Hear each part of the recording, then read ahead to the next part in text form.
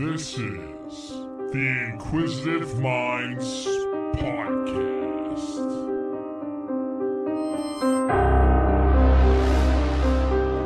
Hey, thank you for tuning in to the Inquisitive Minds Podcast. I'm your host, as usual, Johnny Smith. With me today, we have a returning guest. You know him, you love him. Our favorite little American hero, Tripp. Welcome back, brother. Hey, good to be back. Although not in person this time, but maybe again sometime soon. Sometime soon, man. We were just talking. Definitely got a better setup to welcome you into if you come in the home studio. Well, last time you kind of ambushed me because I was bringing you a painting. I thought we were just gonna have a beer and smoke a little bit, and then like Dan's there, and it's like, all right, so by the way, since you're sitting here talking to the microphone, yeah, surprise, motherfucker. That one got a little looking off the rails though. You are a guy I love talking to, but I feel like every time we talk, it needs to be recorded because you're so fucking fascinating. Oh, I don't know about that. I'm skilled in the art of bullshit. Hey, man, that's what else is a podcast?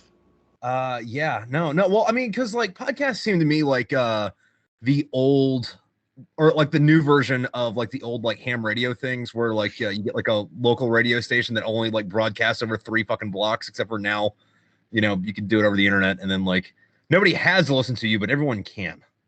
That's fair. The 15 people that regularly listen to me, shout out to y'all folks. What's up, guys?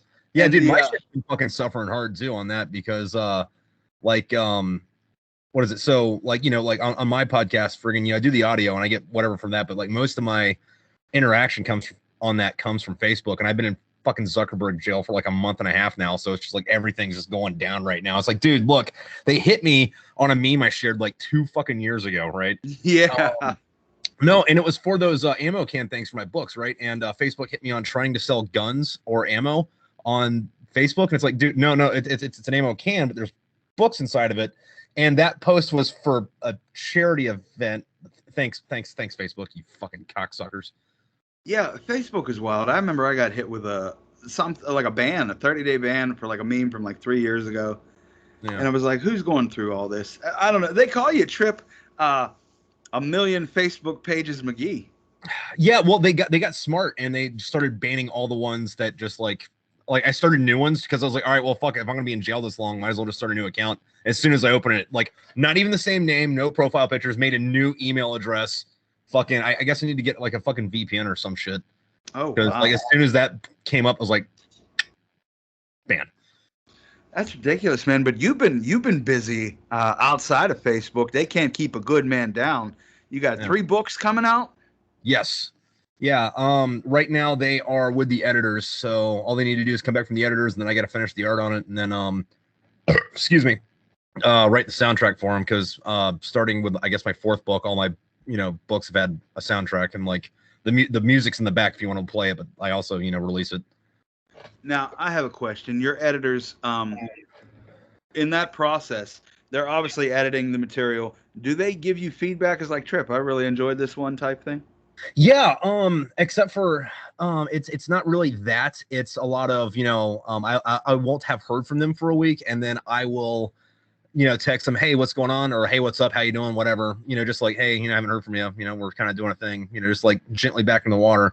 And then the text I'll get back is fuck you. I'm like, what did I do? It's like, I just read the scene. I'm like, god damn it. Like, yes. And then I'll be like, so no, I'm a couple of chapters past that now, I'm still working on it, but you're an asshole for writing that and playing my feelings like that. That's great reviews, man. You said you also released an album recently. Yeah, probably about a month ago now. It's called Battle Damage Assessment. I got a synthesizer and I was determined to use it. And not all the songs have lyrics. Most of it's synth rock, but the songs that do have lyrics are all about Afghanistan. You know what? That's a great segue. I wanted to get your take with all the recent things going on with Afghanistan. Well, with the Taliban takeover, like that was something we all knew was going to happen. Fucking like even when I was there in like 2008, 9, and 10. But it's like now that it happened, it's kind of like It's kind of like if you got this chick that you like really fucking care about and you know she's fucking around, but you psych yourself out to like think that she's not fucking around, and you walk in on her one day and she's got like a dick in each fucking hole, and you're just like, God damn it. Like, I knew this was happening, but now I have to look at it. Now, this is the part like where I'm not really versed well with military and occupation and all that. Could things have been done differently? Like what was the plan there? Well, there wasn't really a good plan. I don't know exactly what all went into say Trump's plan on it. I just know that we were supposed to be out by May, and everyone likes to still blame this on Trump, even though Biden's in office and he altered the fucking plan for whatever it was.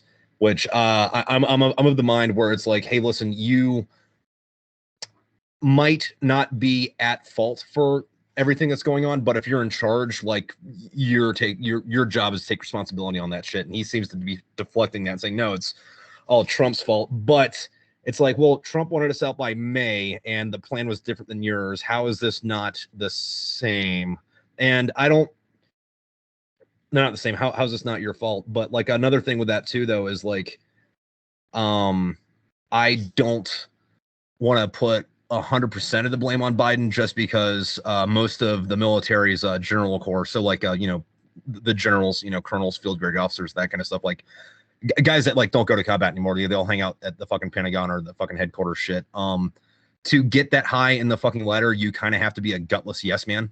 So I imagine probably a couple of years from now we're gonna hear some shit where it's like, oh well, and this is if it doesn't happen, next fucking week or whatever, just because how fucking news comes out, shit gets leaked and all that. But I would imagine fucking we're gonna hear some shit where it's like, well, the administration said we had to leave by this date, and then we're gonna change things to alter it this way. Can we do it? And then it's gonna turn out that there was some colonel somewhere in a fucking staff meeting doing all the planning saying, yeah, actually this is what's gonna happen if we do this, and then we're going to find out that general or that colonel got told by a general to, shut up and color and just, hey, we're just pushing this fucking this way to, pull out, which the whole fucking plan was fucked up anyway, because like we pulled out of Bagram, the biggest fucking airport there, a couple weeks or a month before we fucking started the fucking evacuation. And it's like, if we're going to be evacuating like this, why are we closing all the airports except for one? Why don't we close all the other shit, evacuate everybody, and then close the airports? Tripp, I have a question. Because like I wonder things as a civilian, but I'm not just going to spew things on Facebook I don't know the answers to. Why was all the equipment left back behind? So that equipment, that one's kind of like a fucking thing. People get mixed up, and then like how people will take fucking shit and they'll skew it for their own fucking like political bias, fucking whatever. Most of that gear. No. Oh yeah, I know, it's terrible, right? Who could have fucking guessed? But most, if not all, that gear that was left behind, while we made it and we took it over there, like it wasn't ours anymore. We gave that to the Afghan army to defend themselves with after we left. And it wasn't like they took our gear. They took gear that we made and like left there. So like imagine that, I don't know, fucking like you have a kid and you give your kid like your old fucking truck, and then somebody steals the old truck. It's They didn't take it from you, they took it from your kid, Okay. That just leads to more questions. Did the Afghan army that we left all this supplies, did they not have any training? How did they just give in? Did they cave? What happened there? Well, fucking, you have to remember they had 20 years of fucking training, but the thing is, and we're gonna take a little bit of a deep dive on this. So Afghanistan doesn't like technically exist as a state. That land that we call Afghanistan, that's shit that India, China, Iran don't fucking want. It was originally part of Pakistan, and then in the 1800s, when it became like a country for the first time, it was a British satellite state, so that there would be a buffer state between India and Russia, because the British were fighting war against Russia and they wanted a neutral country between them. And it kind of only existed because the Brits didn't want to share a border with Russia and the Russians didn't want to share a border with England or the Brits.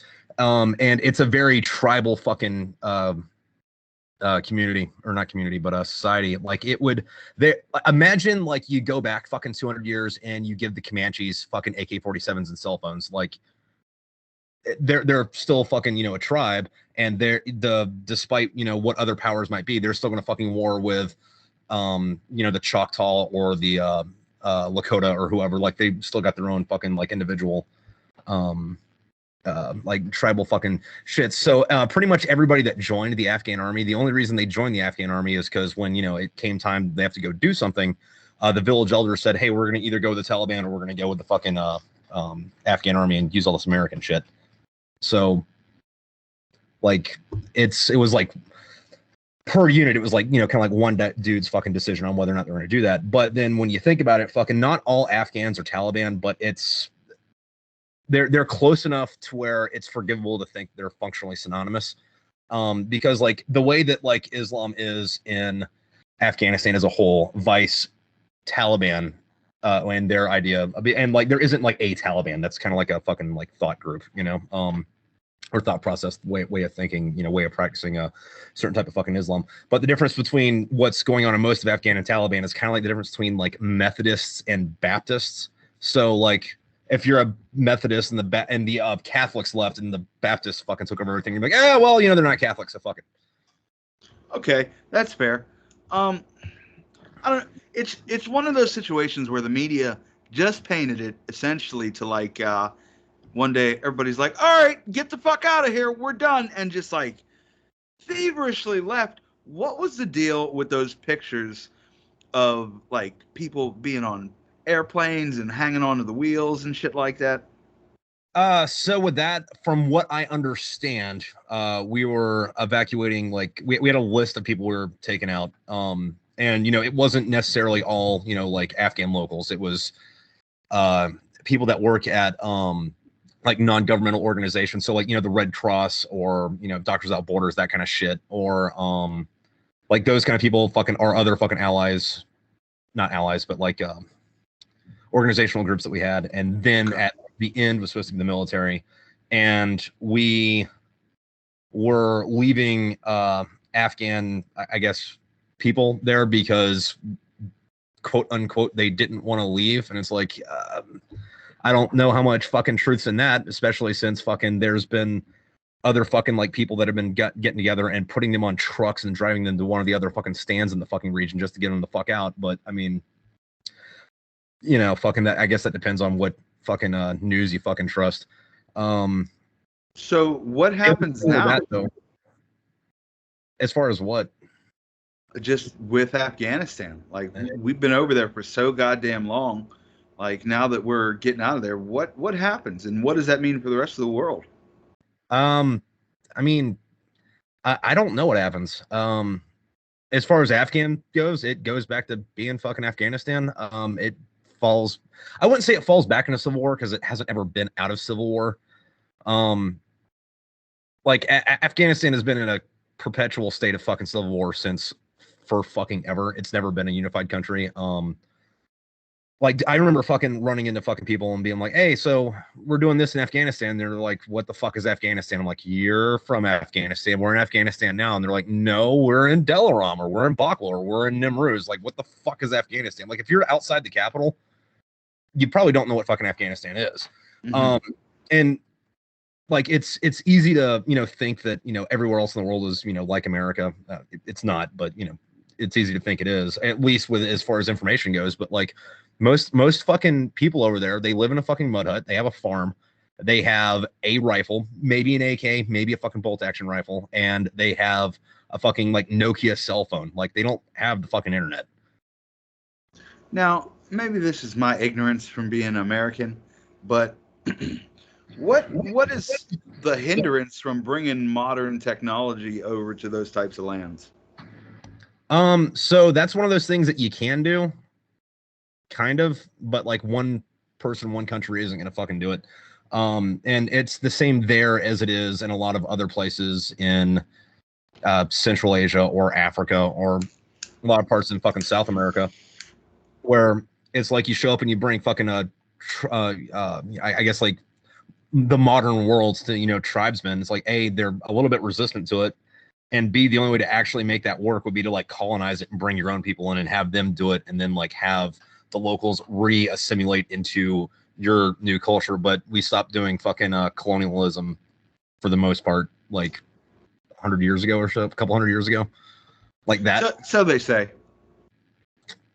Yeah, but we're not like mass deporting or like having mass migrations from the host country into the colonized countries to like set up new lives. Like we'll go send a fucking military somewhere. Everybody's fucking doing that, but like it's not like we're taking a bunch of citizens and saying, "Hey, listen, you go start go homestead out here."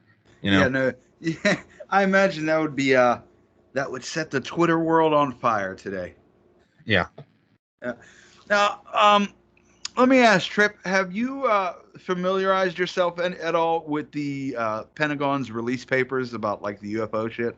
Only surface level stuff. I have it tabbed, but like I haven't read through it because it's X amount of how many zeros in the pages are there? Well, that's the thing. They gave out 2 different copies.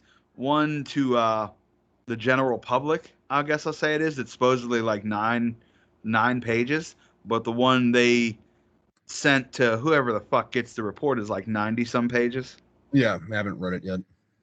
Okay, I was just curious on your thoughts on that. Now, as far as the Afghanistan thing, I've talked to Dan a lot, and he's feeling these types of what was it all for emotions. And how do you have any thoughts about feeling like that? I guess. I mean, the whole thing kind of feels like a bad breakup, but like at the same time, like we all knew it was gonna fucking happen, and life goes on. We're not the first people to fucking like go fight a war for fucking nothing and come home, but like, so like say I was over there for like 3 years, right? I'm 33 years old. If I'm gonna base my entire fucking existence off of what, a tenth of my fucking life, like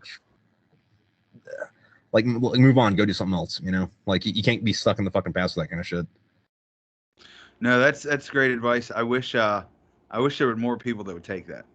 Yeah, I mean that there's nothing you're gonna do about it. Like, what am I gonna do? Fucking like get in shape again? No, and then like go join Blackwater or some fucking like mercenary fucking group and just go merc shit. It's like, nah, dude, fucking that.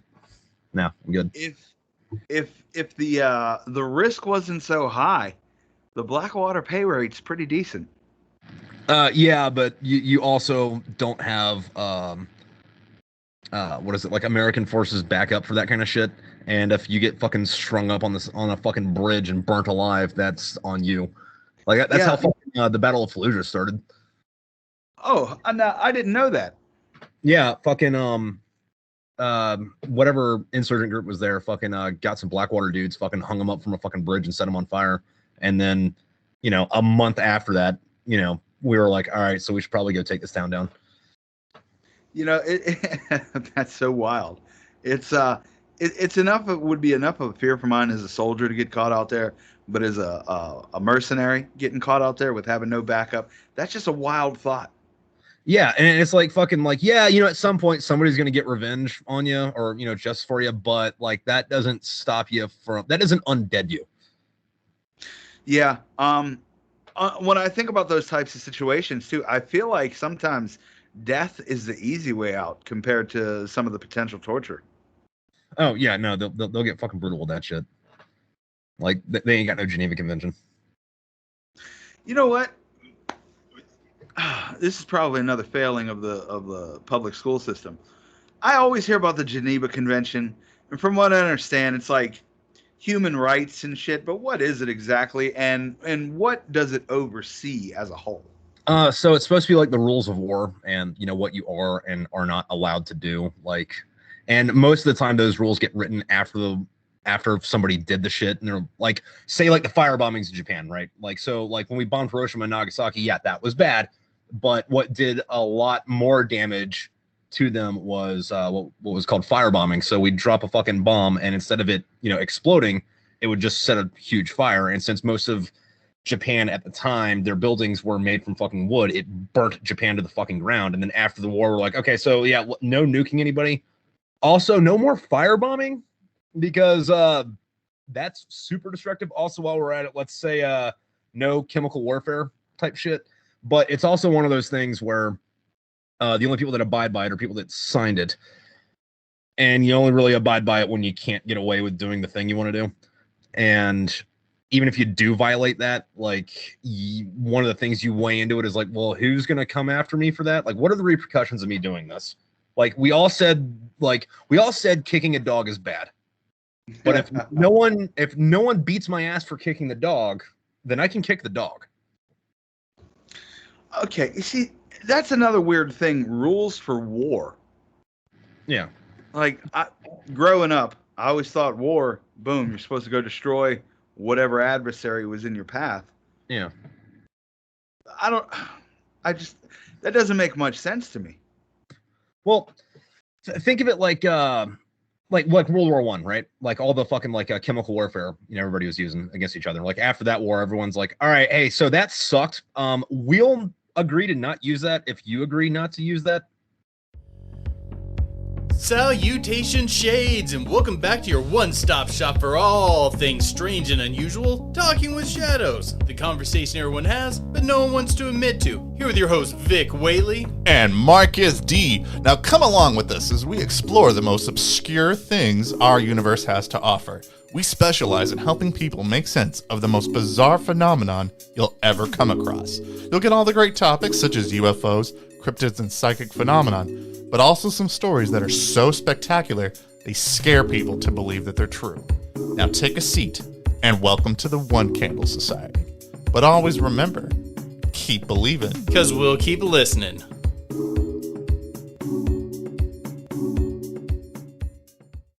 And then nobody that signed that has used chemical warfare since then. Okay. I mean, you can make an argument for the Nazis, but like they didn't use it on the battlefield. They only did it in their death camps, which is fucking weird to me. And I don't understand the fucking Nazis at the fuck all with any of their fucking logic. But like, that's a good thing, man. Yeah, any of the proxy wars that fucking say us and the Soviet Union had, we didn't violate those rules in those countries that we were, like Korea, Vietnam, fucking Afghanistan in the 80s, fucking, we didn't. Neither one of us, violated those fucking things against each other. You know what I mean? Okay. I guess that makes a little bit more sense, but then people don't come up with it until after they do it. And yeah. Okay. Like fucking no pulling out people's fucking fingernails and sticking bamboo in their dick. But no one would have thought to write that. Somebody did it, Oh man. That's what? If I'm engaged in anything, I'm gonna make sure that's in the rule book no matter what it is at this point. Yeah, well, you should also be glad that your dick doesn't have a nail on it that you have to clip or get ungrown hairs on and shit. Oh my god. Like this grows out of your foreskin. How did we get here? Oh. The problem is now I'm trying to think would it grow like where the foreskin grows? Would it start growing underneath like the little mushroom cap and grow over? What's this nail looking like? Look at the back of your thumb and then imagine your dick, but where your head is, you have a fucking nail on top of it. Imagine the shit you would get under your nail. Oh god, dude, you have to get the little nut fucking ice pick thing that you crack pecans open with. Taking a trip to the nail salon would be a completely different experience. Yeah, so you have your mani pedi peenie. I just need a peenie today. It's the only nail I clip is my penis nail. Oh, what the fuck? You know what? I didn't come on here to talk about penis nails, but now that's all. Now we're here, man. and I'm seeing, those fancy design, those pointy nails with they can put watermelon on it. I'm seeing penises with watermelon fingernails, and that should be tricked out. Oh man, you got to have diamonds on your penis fingers. I knew a guy who had a Mario mushroom tattooed on the tip of his penis. Good for him. Yeah, man. He had a ball sack tattoo with, I believe it was a heart. That would be painful. Oh man, I don't know. Well, he said he had to do the tattoo on the tip fully erect. Yeah, and that was the hardest part. I didn't mean upon that. Unintended. But that's some intense ass shit. Yeah, I'm really surprised that I haven't found anybody anywhere some fucking porn star with fucking foot long fucking cock with the shark teeth tattooed on the end from a World War II airplane. Oh, that'd be cool as hell. That'd be cool as shit. If I had a bigger penis, I might try that. A lot of people talk about the face tattoo, but I feel like the genital tattoo is a much bigger commitment. You know, I might paint that next. A fucking like, big throbbing cock with the fucking shark teeth on the end. Tripp, actually, give me like a month, but I'll take it. All right. I'm dead serious. Like, that's a dope tattoo. That's a dope painting too. I'm thinking about tattoos, paintings. I'm all fucked up. So Tripp, tell us more about what's been going on with you. You said you got 3 books. You released an album. What's going on with your paintings and commission, man? Because you have been doing some dope shit. Thank you. Yeah, no, fucking, I just kind of resigned myself to fucking like at least like try to get a painting done a day. But if you don't get it done in a day, you know, fuck it. Like, you know, it could take 2 or 3 days, you know, depending on how big it is. And mostly I've been working on, I guess, smaller ish paintings. So like, you know, 10 by 20 inches. So maybe about half the size of the one that you got. Okay. And you know, you can get through one of those in a day if, you know, you don't have a job and that's all you're fucking doing.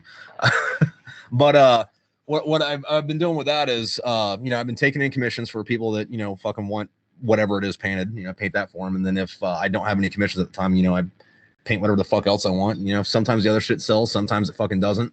And yeah, just been kind of fucking like living off that. Like, I'm not doing too much better than just paying my bills right now, but I don't have a job and my bills are paid from doing that shit. So you're winning, man. The stuff you've been doing with like the darker colors with the soldiers has been amazing. Thank you. Yeah. Do you have like I don't know, do you have periods of inspiration? Like when you go to paint something outside of commission, where does like just an in the air painting come from? It most of the time it's just whatever I feel like painting that day, or for my laziness, I have a folder on my computer just called like reference images, and it's got a couple thousand just pictures I found on the internet. And, you know, if I don't know what I want to paint that day, I'll scroll through that, find 1 or find 2 or 3, you know, kind of combine the ideas in them together and then, you know, paint that. So I don't have to sit there and think about what I want to do. I kind of have like a already like kind of like a fucking like warehouse of ideas just kind of like stored away to come back to later. Tripp, the painting I want is 2 penises, one with the bullet teeth, the other one painted like the bullet off of Mario Brothers. Right. Both go in opposite ways. That is that. Okay. And now, is it correct? And I believe someone was telling me that your commissions really picked up and your book sales picked up quite a bit from your TikTok. Yeah. Which is kind of weird because fucking like I was really hesitant towards TikTok just because I thought it was dumb. Like I loved Vine, but then as soon as I got on Vine, it died like a month after I got on. So I figured I'd join TikTok and this will die too. And like I don't have like a giant following over there, but it's enough to, you know, get shit out the door. That's what's up, man. What do you post on there outside? Is it just because I don't have TikTok, but is it just like stuff about your book, or are you doing challenges too? I haven't done any challenges, but it's a lot of like whatever the fuck I want to do.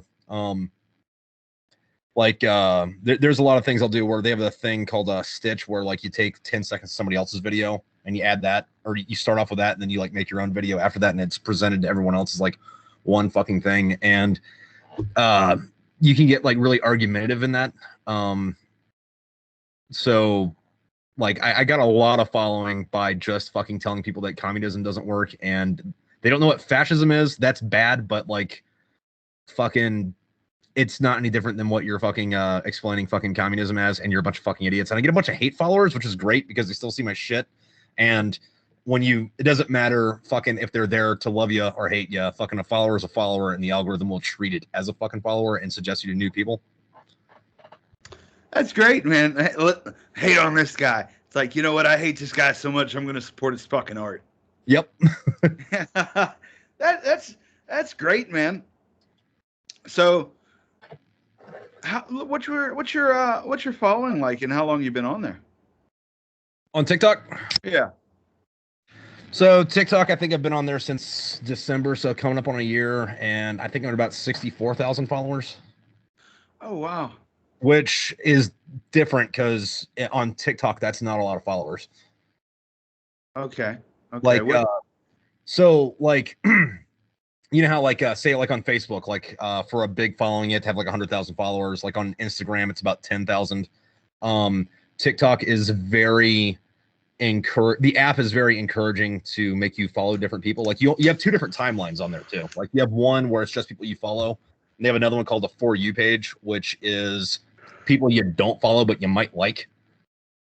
And most of the time I just scroll through the fucking For You page because it's like people I don't fucking know, videos I haven't fucking seen, like that other fucking side of the fucking algorithm, and then fucking you see something you like, okay, I'll go follow that guy. So it's very encouraging to get people to follow you more there. Like as to where like with like say Instagram or Facebook, for somebody to see your stuff that doesn't follow you, somebody pretty much has to like that already follows you has to fucking send them one of your posts. You know what I mean? Okay, I get what you're saying. I've wanted to get on there.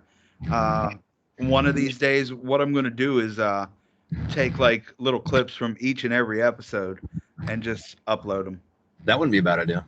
Yeah, because I'm not a short video guy. I don't have rants. I don't have real strong opinions on a lot of things.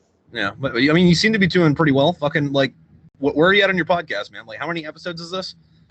This is, I think, is going to be episode 71. Nice. Yeah, so this is moving along.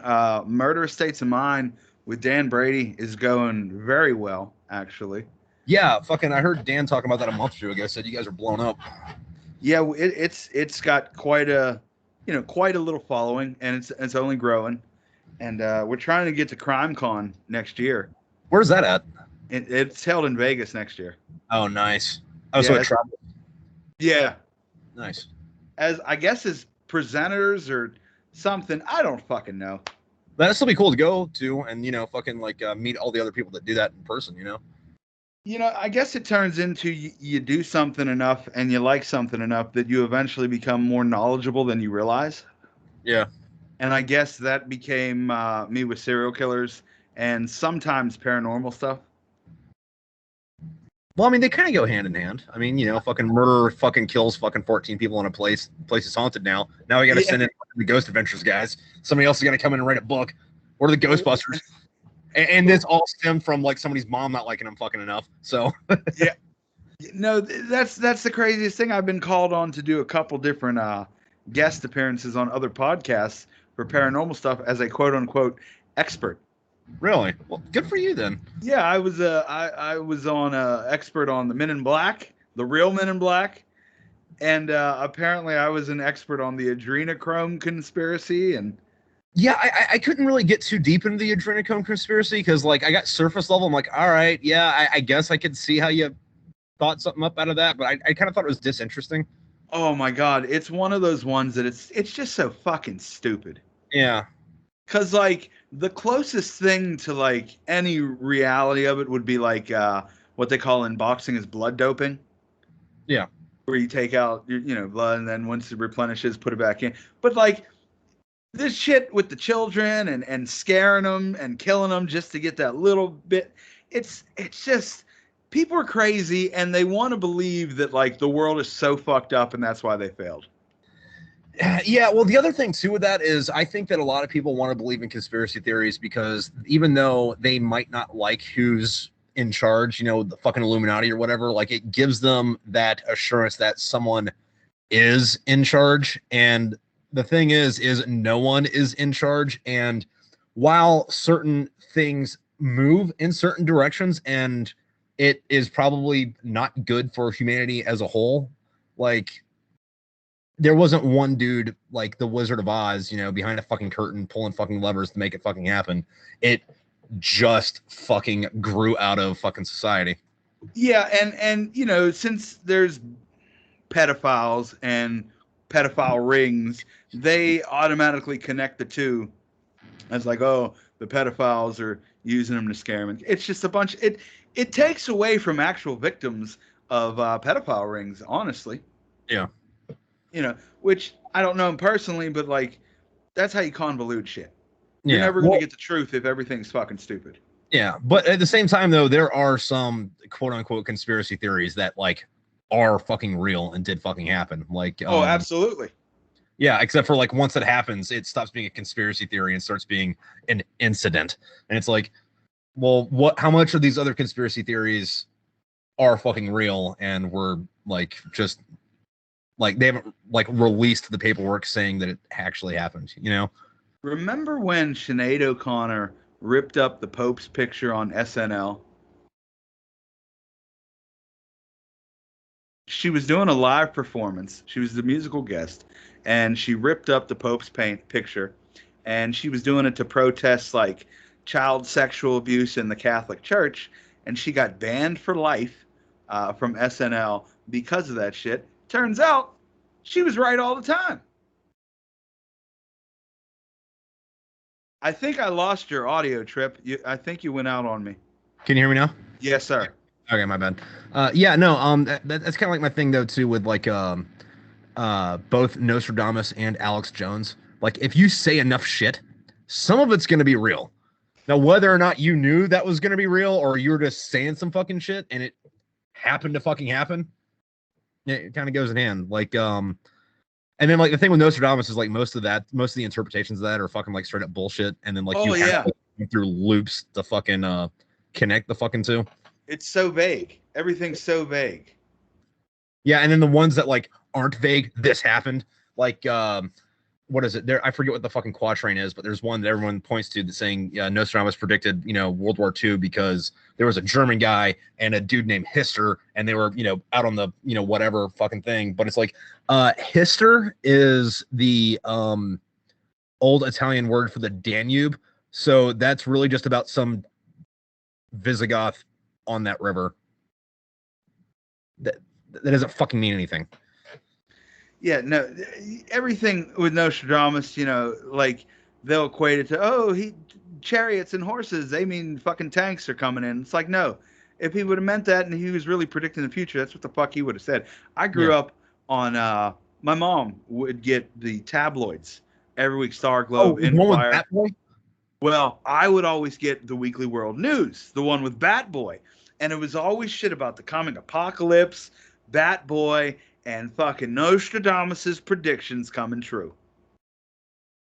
Yeah, I love those. The same thing with the fucking biblical ones, which those ones are a little bit more on the nose because like they do say specific shit in the Bible, and it's like, okay, that happened. But that's also stuff that could have happened due to wishful fucking thinking, and it was written 3,000 years ago. And when they wanted it to happen, when they wrote it, they were expecting that to happen like within the next 100 years of them living. And it's like, well, I mean, you're a couple thousand years off. Interesting that you said that though, because it happened. But what is the mark of a successful cult? And it's no solidified end date. There is a coming end. We just don't know when. That's how you keep the people enraptured. Yeah, well, I think the mark of a successful cult is once it gets past the cult stage and becomes a religion. That's true. Like Scientology isn't a cult anymore; it's a religion. Same thing with like Mormonism. Yeah. Although I don't want to talk too much shit about the Mormons, just because like, yeah, they might have some like weird beliefs, but like I've never met one that I thought was an asshole. So it's kind of like, well, I'm not gonna knock y'all because y'all are cool, Yeah, I'm not shitting on the Mormons specifically. It's just the fact that, and if we could trace Christianity back and have this relevance, I'm sure I'd feel the same way. But the fact that we know Joseph Smith and he was a bit of a fucking shyster is the fact where I'm like, yeah, Mormonism is fucking stupid. And then L. Ron Hubbard, don't get me started on Scientology. L. Ron Hubbard knew it was a fucking cult, warned people he was going to start a cult, start a religion. Get the fuck out of here. I don't understand how people can believe in that shit. So, I don't know this. This is just a theory. I think that Scientology started off as a money laundering scheme.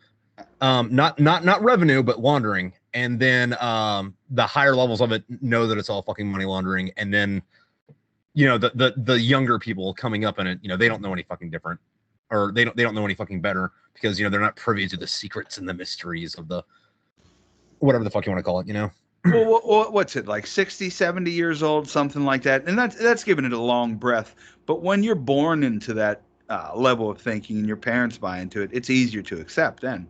Yeah, because you don't know anything different. And you're what is it? What is the thing you gotta? I think it starts with a C. Your something levels. Oh, where you gotta hold the little rods. Yeah, Yeah, I don't know what that's I called. I would can't recognize remember the the name. Dianetic? Terran. Well, Dianetics is the process. Okay. Dianetics is the process of it. I can't remember the names of the little rods, but like just all that nonsense. And then the way they harass people and the way they like shake people down that Yeah. either get out of it or try and expose it, it's fucking ridiculous. It's like a Yeah. criminal organization. Yeah, at least the mafia is mostly Catholic. Shit. Here's the thing about that shit though, is like when you go back into the older religions, like I don't know, man. I wasn't around 4,000 years ago. Maybe God did come down and talk to the sheep herder. I don't fucking know. But I can tell you that this guy that lived in the 50s. Yeah, that's the thing. I can't disprove, anything about like say Jesus, or I can't speak on Muhammad because it's so far gone. It's so far away. I don't know anything about the first 50 or however many popes there are. I don't know anything about the fucking popes, but I can research Joseph Smith fairly well. We know all about L. Ron Hubbard's life. Yeah.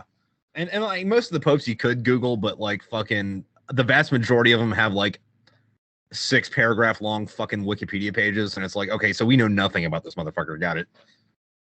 Yeah, can I ask what religion were you raised in, if you were raised in one at all? So we bounced around with that. So like there was some Baptist, some Presbyterian, some other fucking shit. So like fucking like vaguely Protestant, I guess. Okay. And I guess that's where I'd stay with it. Like I am a Christian. I believe in God. I don't necessarily think the Bible's correct about a lot of shit. MC Auto Detailing is a home-based detailing company located in Aliquippa, Pennsylvania. At MC Auto, we take care of all of your detailing needs, from a basic hand wash to a complete makeover of your vehicle. Busy schedule? MC Auto is also mobile. You can get your vehicle detailed in the comfort of your own home. With a 5-star rating on Google, we treat your vehicle as if it was our own. For a free quote and more information, contact MC Auto on Facebook and Instagram at MC Auto Detailing LLC or call 724-462-4863. MC Auto Detailing. Who doesn't like a clean car? And you can take that however the fuck you want, but like especially like the version like we have, and I don't mean like how it's written. I just mean like how it's fucking translated. Like so like in most English fucking Bibles, it starts off like in the beginning God created the heaven and the earth, but in like the actual like old fucking like Hebrew, Aramaic, whatever the fuck it was written in, the first line is when God began creating the heaven and the earth, and those are two completely fucking different implications. So it's like, well, you might think that's small, but if you're reading into it for a fucking religious reason, there's a giant fucking difference there. So what else is fucking different? And I'm not gonna go learn Hebrew to figure it out. I'm just gonna I'm just gonna go with the thing where it's like, hey, listen, I am fortunate enough in my life to know that God likes me. Like, God might love other people. He likes me. So I'm going to be cool with God. God will be cool with me. Hopefully we'll keep that up. You don't want to learn ancient Greek? No, I don't. At the fuck all. When I was in college, I took German because like we had to do a fucking different language for 3 semesters. I didn't want to learn a new alphabet, and out of Greek, French, and Spanish, Germany has like the best media. So instead of like reading the fucking textbook, I can go try to translate Rammstein fucking lyrics or like watch German movies, as to where like you can't really do that with French or Spanish because their media sucks. The language in Spanish especially is so fucking fast.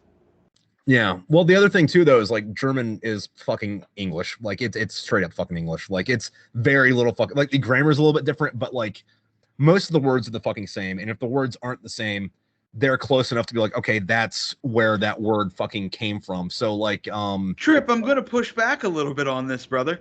I've never heard anyone speak in German and relatively even understand what the fuck they were trying to convey. Okay, so I'm gonna say something for you in German, and I want you to know, or I want you to figure out if you can say what I'm saying. You ready? Yeah. Here kommt der Sun. Here comes the sun. Here comes the sun. Yes. Okay, I mean that's a great example for your argument. That is a phenomenal example. I'll put it to you this way. Most of my German is either people doing bad impressions or videos of Hitler giving speeches. Okay, well the videos of Hitler's doing speeches, like that's different because like he's ranting, and B, I don't know what side of YouTube you're on, but most of the Hitler rants that I get up are from a certain fucking channel, and it's all parody shit. And at that point, a lot of it's just gibberish. Or it's the same lines from the fucking movie. They just like, resplice the fucking audio, and they give it completely different subtitles. That's fair. I never watched it with subtitles. You know what? I'll give you the reason I watched it is like agree with him or not, which I don't agree with him obviously, but the man had passion in his voice. Well, he was that I'm aware of, the most successful public speaker in history. Weird title that I would have not given to him, but you may be correct on that. Well, I mean, like, dude, how are you gonna get that many people to do that kind of shit if you're not good at talking? No, that's a hell of a point. I never thought of it that way. Which is why you should never trust slick talking politicians. Actually, you shouldn't trust politicians in general, but like especially ones that are good at talking. Yeah, no, yeah, give me a piece of shit politician that can't talk over anything. Yeah. Oh man. Oh, and I don't know where you stand on this, but that whole since you mentioned it, AOC wore that tax the rich dress to the Met Gala. Yeah. And I seen people getting all incensed that she was there. It's not like she paid for a ticket. No, she's a politician. Free. Yeah. So like people just go on and rant. I believe she got the dress for free as well. Yes, and she got her dress from a famous whatever fashion designer who's a giant tax evader. You know what? As much as I don't, oh man, that's pretty baller. Yeah, that's pretty spit in the establishment space right there. You know what? If I ever make it, I'm gonna do whatever I can to pay as little taxes as possible, and I would try and do dope shit like that. Well, I mean, are you not already doing that, man? Like fucking like claim all the shit you buy as a fucking business expense, and then fucking when you go to H&R Block in February, be like, I bought this for work. You can't tax me for it. Yeah, no. I mean, yeah, but once you get on a bigger scale, you get to play a little bit different games with taxes. Well, once you get on a bigger scale, you get to pay different taxes with a lot of shit. Like, not only do you not pay your taxes, but if you want a fucking 14-year-old girl delivered right to your house, they'll bring her to you. If I was a notorious tax evader and I made it as a stand-up, my stand-up albums would be called like Tax the Rich, Taxation is Theft, just shit egging people on. Tax the churches. Oh. Now, see, I kind of disagree with that one, though, because if you tax the churches, that means that they can start lobbying, and I don't want the churches lobbying in Congress. But let's be honest, the church agendas are being lobbied for anyways. Yeah, but like fucking if you make it to where they're a point in the government where a lot of revenue is coming from, they'll have a bigger say in what the government does. Well, I mean, you're right about that, but you're not thinking about the cabal. You brought up Alex Jones before as well, as one of those guys that if you say enough things, some of it's going to be true. He throws a lot of shit against the fan, but I feel like most of the things he says when he's not raging drunk have some sense to it outside of like the big Sandy Hook shit and like the sound bites. They're turning the frogs gay type shit. Well, I mean, no, that one's a fucking real thing though. Fucking whatever chemicals we're putting into not weir, but like that they use for fucking fertilizer. It doesn't turn the frogs gay, but it does make some of them infertile. So other frogs, because they're amphibians, they can do this. They like change their fucking sex. So like there are transsexual frogs now because of the fertilizer we use. So that's a real thing. It sounds ridiculous when he says it, but like, no, that's a real thing. No, I get that, and the way you explained it, even with the funny shit at the end, makes more sense. But when you're 2.5 handles deep of whiskey, and you got your shirt off, and you're sweating, and you're screaming, they're turning the frogs gay, your message is gonna get convoluted. Well, the other thing with that though is like, I don't know if that's the fucking thing. Like, I've seen that sound clip, but I haven't gone back and watched that episode, so I don't know that he didn't fucking like explain that for 2 hours before he got on his fucking tangent. Because like his show's like 12 hours fucking long. Yeah, I don't know how he does that. Like, fucking love him or hate him, like that's some fucking energy. I have so much respect for that man. Like, not in his content, but in his like work ethic.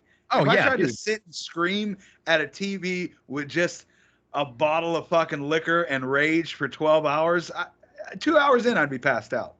Yeah, fuck. We need to be doing that. We need to get on that level. Yeah. All right, Johnny Smith here, Inquisitive Minds. We're asking, what the fuck is really going on here? There's transsexual frogs in the world. I don't understand. Once I get to the point where I can move masses and legitimately rile people up about the sexuality of animals, I know I've made it. Now, the other thing though that you're not putting into the fucking equation is I used to have this farm, right?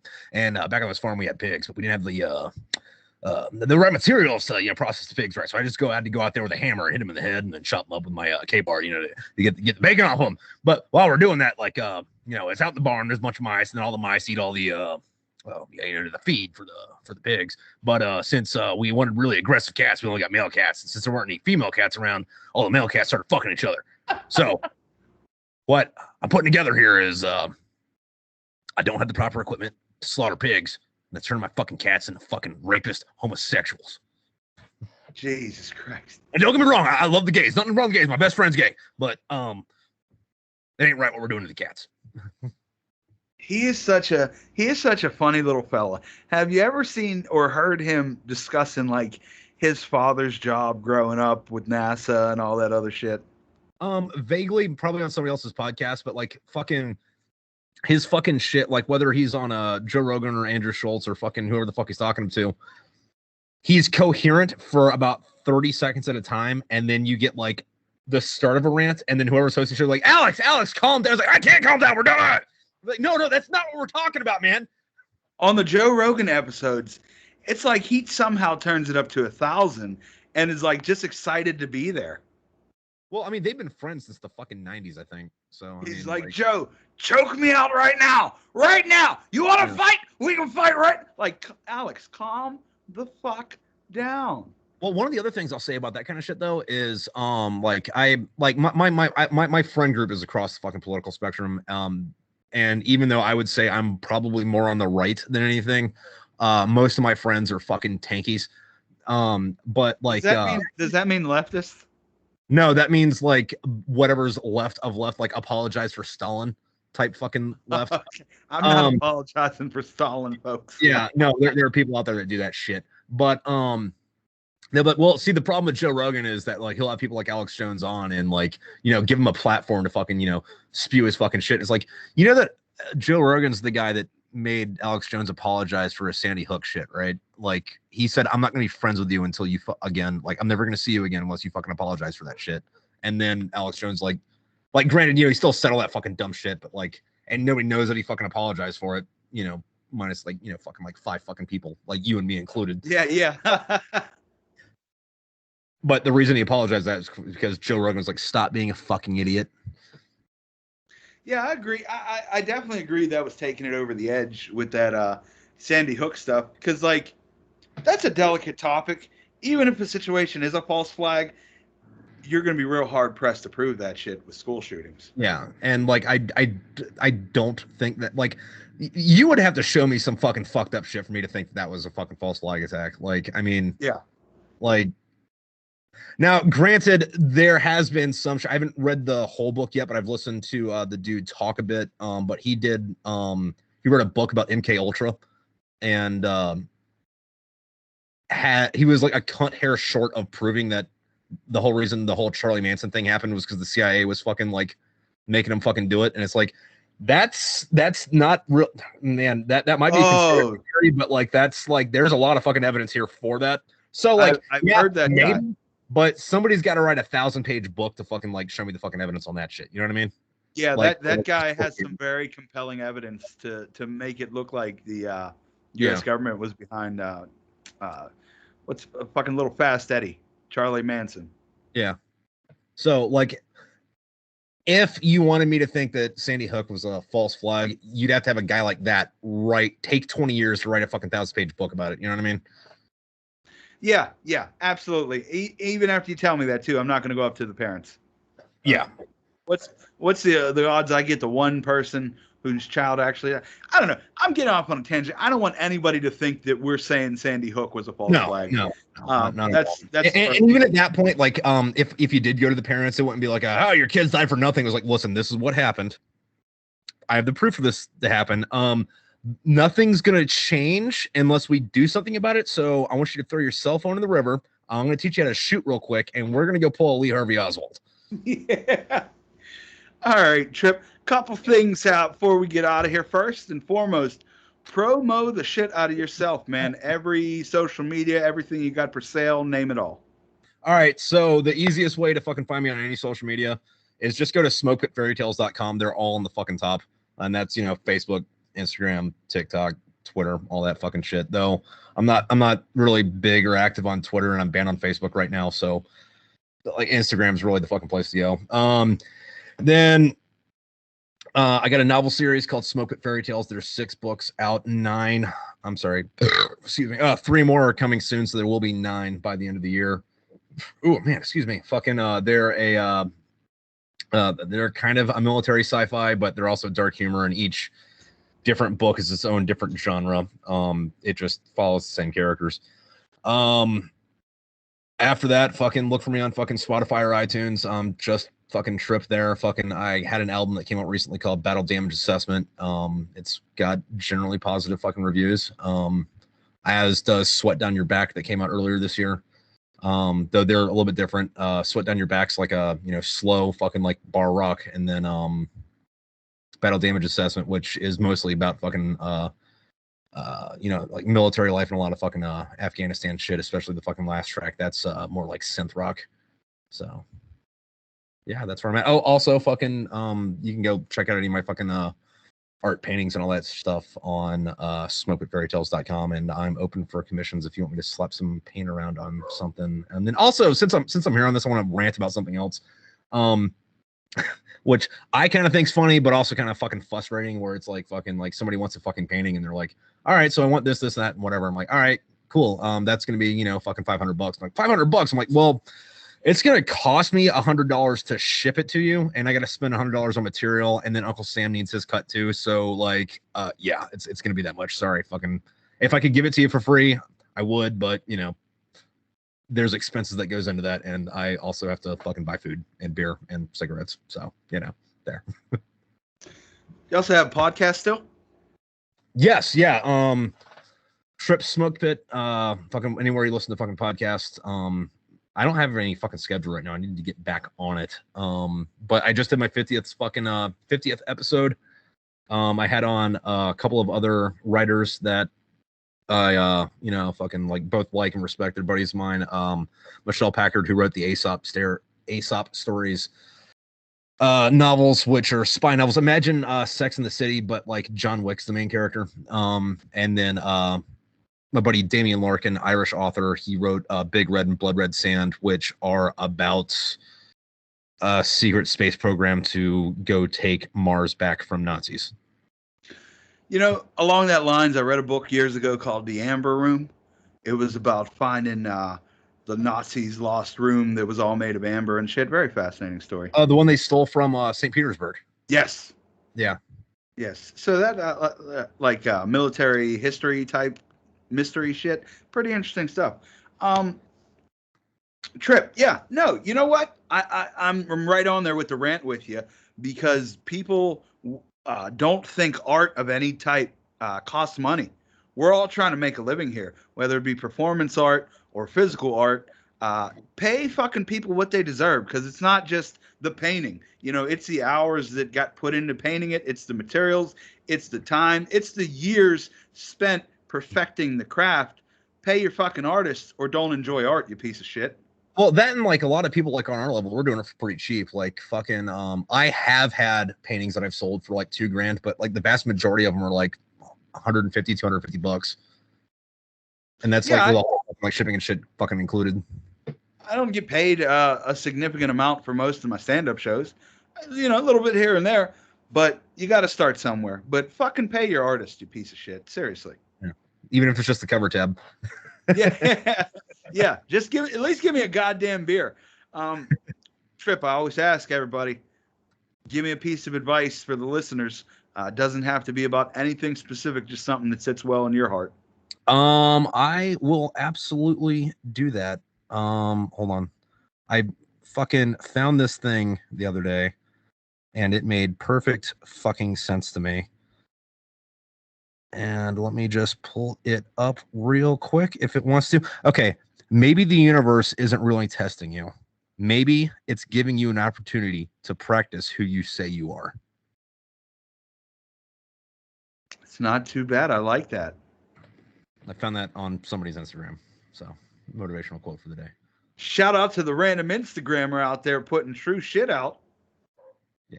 I like that because, you know, everybody's Billy Badass until it's time to be Billy Badass. Yeah, well, yeah, and that's the fucking thing. It's like fucking like I'm so fucking hard. I'm so fucking tough. My boyfriend doesn't love me. It's like, what happened to being tough? Yeah. Huh? What happened? Like, oh yeah, I get it. Everyone has to be fucking vulnerable every fucking now and again, and you got to have your fucking like mopes because you can't have your mountains without your fucking valleys. But if you're gonna be Billy Badass and you're gonna talk shit about being Billy Badass, be Billy Badass. Yeah, you heard it here first, folks. Tripp, thank you so much for coming on, my man. Dude, thank you. Any fucking time, and then I gotta get you online sometime soon because fucking I don't have any dates set up. I am a whore for anything publicity, so just let me know the word. Well, fuck, we'll do it right now if you want. I gotta meet somebody at 5, but I'm free after that if you want to. All right, yeah, do let me know. Fucking yeah, hit me up. Guys, thanks for tuning in. Of course, if you liked what you heard, hit that subscribe or share button. Leave a review. That would really help out the podcast. Better yet, tell your friends about it. Hey, there's this fat guy. What he lacks in teeth, he makes up with interview skills. Check him the fuck out. But until next time, guys, I love y'all. See you later. Inquisitive Minds adios. Podcast.